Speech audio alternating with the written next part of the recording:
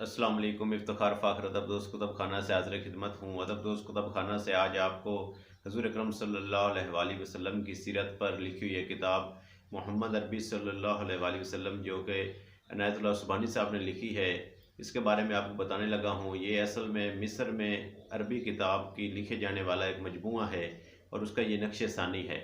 अरबी किताब में जो मजमूआ लिखा गया वो 14 हिस्सों पर मुश्तमिल था। तो मोहम्मद इनायतुल्लाह उस्मानी साहब ने भी मोहम्मद नबी सल्लल्लाहु अलैहि वसल्लम को 14 हिस्सों में ही तकसीम किया है।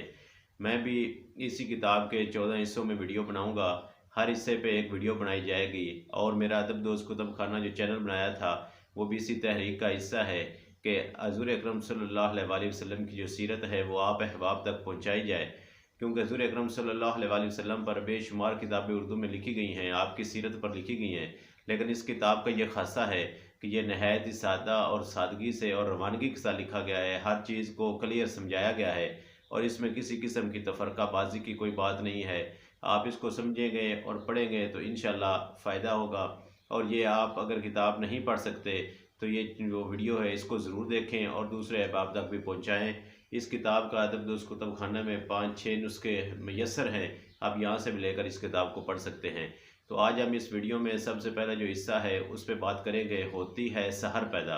होती है सहर पैदा में अरब में जो शिरक जो जहाँ से शुरू हुआ वहाँ से आगाज़ इस पे गुफ्तगू की गई है। होती है सहर पैदा में इनायतुल्लाह सुबहानी साहब उसी किताब का तर्जुमा करते हुए ये लिखते हैं कि जो अरब के बशिंदे थे उन्हें हज़रत इब्राहीम अलैहिस्सलाम और हज़रत इस्माईल अलैहिस्सलाम से बहुत ज़्यादा मोहब्बत थी और चाहत थी, और इसी वजह से काबा से भी वो मोहब्बत करते थे, क्योंकि हज़रत इब्राहीम अलैहिस्सलाम ने और हज़रत इस्माईल अलैहिस्सलाम ने काबा को तमीर किया था।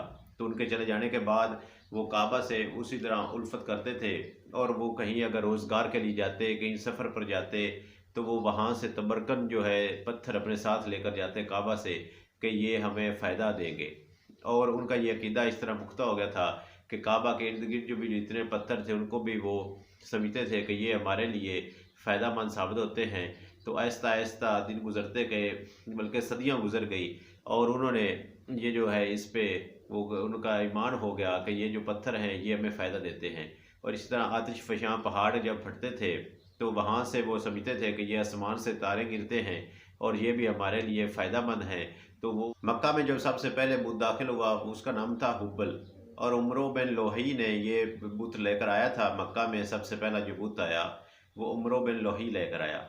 और इसके अलावा भी फिर आहिस्ता आहिस्ता और मूर्तियाँ मक्का में दाखिल होती गईं। मक्का में जो दो मशहूर मूर्तियाँ थीं उनका नाम है असाफ और नाइला। जो अब ज़मज़म जहाँ पर अब है उसको वो ख़त्म कर दिया गया था, वहाँ पे इनको रखा गया था। इस तरह तो बहुत सारी मूर्तियाँ जो थी वो नस्ब की गई, लेकिन उज़्ज़ा जो है ये एक मशहूर जो वहाँ पे मूर्ति थी वो नस्ब की गई कुरैश की वादी में। और उसके साथ ही लात जो है वो जो है ताइफ की मशहूर कबीला सकीफ़ ने नस्ब कर ली थी। और मन्नात जो है वो मदीना के दो मशहूर जो कबीले हैं औस और खजरज, उन्होंने इस मूर्ति को नस्ब किया हुआ था। और मक्का में जाने कितने इनकलाब आए और नस्लें गुजरती गईं और जो मक्का की भाग दौड़ है वो मुख्तलिफ लोगों के पास आती गई, यहाँ तक कि इस्माइली ख़ानदान कलाब के बेटे कुस्सा के पास मक्का की भाग दौड़ आई। इससे पहले मक्का में किसी की ज़रूरत नहीं थी कि कोई इमारत खड़ी की जाए, बस खैमे ही खैमे थे। लेकिन उन्होंने आने के बाद मक्का में काबा के नज़दीक एक दारुन्नदवा के नाम से एक इमारत खड़ी की और उन्होंने कहा कि यहाँ पर हम अपनी जो कबीला है उसके फ़ैसले किया करेंगे। और उन्होंने मज़ीद हुक्म दिया कि यहाँ पर करीब एक तवाफ़ की जगह छोड़कर बाकी इमारतें बना ली जाएँ और वहाँ पर रहायश रखी जाए। उन्होंने और भी बहुत से काम किए। मिस्र हराम भी उन्हीं का एक ईजाद करदा कारनामा है कि हज के दिनों में वहाँ पर आग जलाई जाती थी जो कभी भी बंद नहीं होती थी।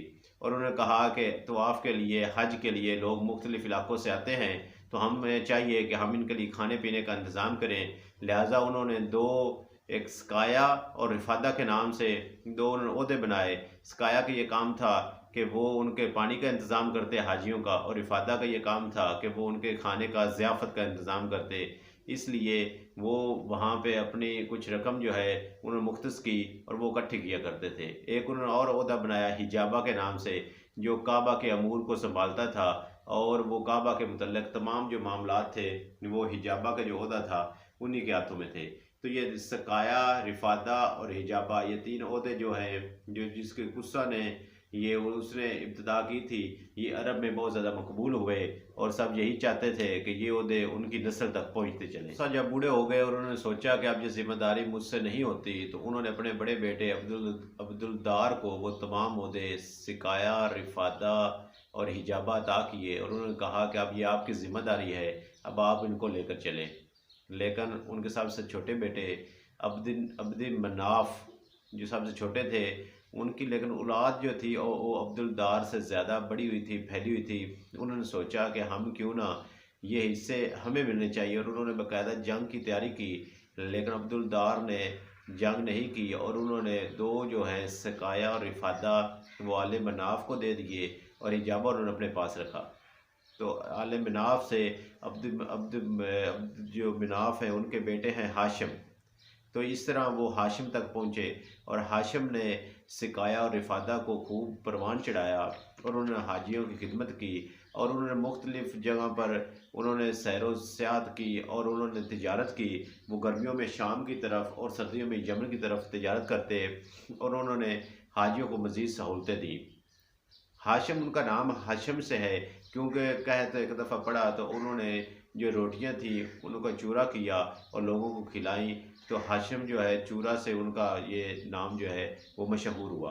हाशिम एक दफ़ा जो हिजरत करके यसरब की तरफ गए, यसरब जो अब मदीना शरीफ है, तो वहाँ उन्होंने निजार के एक आदमी उम्रों से उनकी बेटी सलमा के साथ उन्होंने शादी का इरादा किया और उनकी वो शादी हो गई और वो सलमा को लेकर उनकी मर्ज़ी से मक्का चले आए।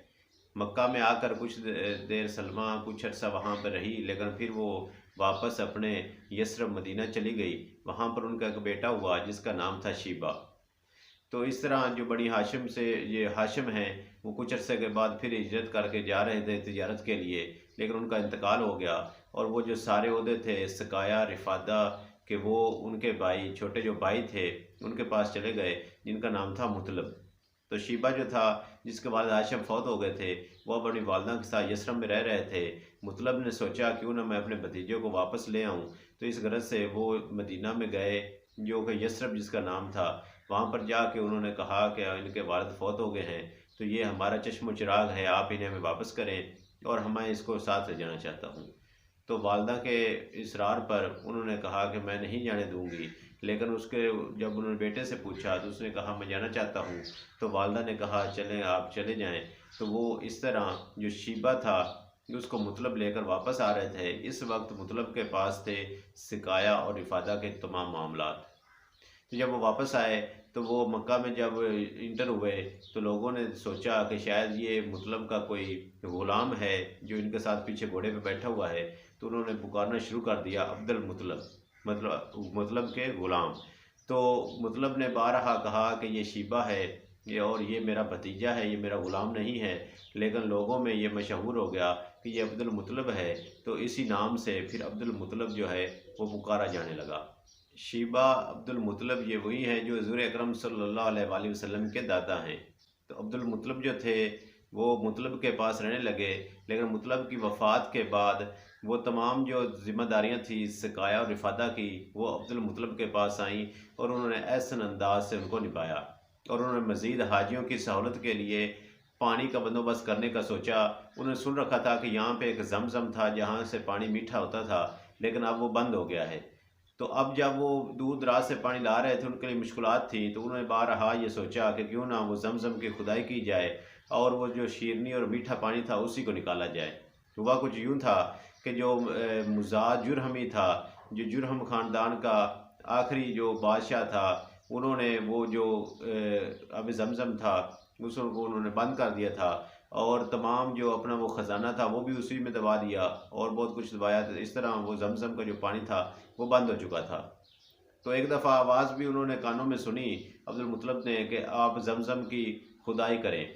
फिर एक बार इसी तरह इशारा मिलने पर उन्होंने इरादा किया क्यों ना मैं जमजम का जो जहाँ पे चश्मा था, जहाँ कुआँ था, उसकी खुदाई करें। तो वो खुदाई करना शुरू कर दिया। दिन रात मेहनत करने के बाद आखिर वो जमजम की खुदाई करने में कामयाब हुए और वहाँ से वो ख़जाना भी निकला जो बाद में उन्होंने रैशी तौर पर काबा के इर्द गिर्द रख दिया और कुछ को उन्होंने अपने कबीले में तकसीम कर दिया। तो जब खुदाई कर रहे थे तो अब्दुल मुतलब ने एक, उस वक्त उनकी औलाद एक ही थी, और उन्होंने सोचा और उन्होंने उस वक्त दुआ की अल्लाह से कि मेरा एक ही औलाद है, काश ये 10 होते और मेरा ये काम आसान हो जाता। तो अगर मेरे 10 बेटे होंगे तो मैं एक बेटा अल्लाह की राह में कुर्बान भी कर दूंगा। तो इस तरह वो दुआ कबूल हुई और आपके 10 बेटे हुए और वो पले बड़े बड़े हुए और सबसे छोटे थे अब्दुल्ला। तो आप अपना वादा पूरा करने के लिए उस वक्त की वो जो रस्म थी, एक बेटे को कुर्बान करने के लिए जा रहे थे, तो उन्होंने कहा कि मैं, आप अपने बेटों से कहा कि मैं आप में से किसी एक को कुर्बान करना चाहता हूँ, क्योंकि मेरी ये दुआ थी, मेरी ये मन्नत थी। तो सब ने कहा कि जैसे आप मुनासिब समझें। तो वो अपने 10 बेटों को लेकर चल पड़े। अब उन्होंने कहा कि अब मैं किस बेटे को कुर्बान करूं, तो वहाँ पे एक फ़ाल का एक तरीका होता था उस वक्त, जो राइज था उसके मुताबिक उन्होंने तीर फ़ाल में डाले, तो वो अब्दुल्ला का नाम आया। अब्दुल्ला का जब नाम आया तो अब्दुल्ला सबसे छोटा था और उन्हें बहुत प्यारा था। उन्होंने सोचा कि अब्दुल्ला के बजाय किसी और का नाम आ जाए तो मैं, ताकि अब्दुल्ला को बचा लूँ और उनको मैं पेश ना करूँ, उनको कुर्बान ना करूँ। उन्हीं मूर्तियों असाफ और नैला के पास कुर्बान जब करने लगे अब्दुल्ला को, तो लोगों ने कहा कि क्यों ना हम जो नजूमी औरत है जो यसरब में रहती थी वहाँ पे चलते हैं और उनसे हम पूछते हैं और उनसे हम फ़ाल निकलवाते हैं कि अब हम क्या करें, क्योंकि लोग नहीं चाहते थे कि अब्दुल्ला को कुर्बान किया जाए। वो सबसे छोटे थे और सब लोग उनसे बहुत मोहब्बत करते थे। लिहाजा अब उस नजूमी औरत के पास गए, उन्हें तमाम किस्सा सुनाया और उसने कहा कि मैं आपको ये कहती हूँ कि आप दोबारा कूड़ा डालें और एक तरफ 10 ऊँट का कूड़ा डालें और एक तरफ अब्दुल्ला का डालें। तो उन्होंने ऐसे किया, लेकिन वो अब्दुल्ला का नाम निकला। उन्होंने कहा 10 और ऊँट बढ़ा दें, फिर 10 और बढ़ा दें। इस तरह पूरा जो था वो अब्दुल्ला का नाम निकलता गया, यहाँ तक कि 100 ऊँट तक वहाँ दूसरी तरफ कूड़ा पहुँच गया। जब 100 ऊँट पे पहुँचा तो उस वक्त 100 ऊँट का कूड़ा निकला, अब्दुल्ला का नाम ना निकला। तो उस औरत ने कहा कि अब आप ऐसा करें कि जो 100 ऊँट है उनको ज़िबा कर दें और अब्दुल्ला का आपका फ़िदिया हो जाएगा। लेकिन दोबारा फिर तसल्ली करने के लिए जो अब्दुल मुतलब हैं उन्होंने फिर दोबारा कूड़ा डलवाया और फिर 100 ऊँट पे ही कूड़ा निकला। तो इस तरह 100 ऊँट को ज़िबा कर दिया गया और फ़िदिया कर दिया गया, और जो अब्दुल्ला थे उनकी कुर्बानी जो थी वो बच गई। और जो अब्दुल्ला थे वो बहुत ही हसीन व जमील थे, खूबसूरत थे, सबसे छोटे थे, लोग उनसे मोहब्बत करते थे, इसलिए उनकी कुर्बानी जो थी वो बचा ली गई और फ़िदिया अदा कर दिया गया। और ये वही अब्दुल्ला हैं जो हुज़ूर अकरम सल्लल्लाहु अलैहि वसल्लम के वालिद गिरामी हैं। अब्दुल्ला नहायत ही हसीन व जमील थे और इस वाक़े के बाद उनकी शोहरत वैसे भी दूर दराज तक पहुँच गई। तो हर कोई ये ख्वाहिश कर रहा था कि अब्दुल्ला की शादी उनकी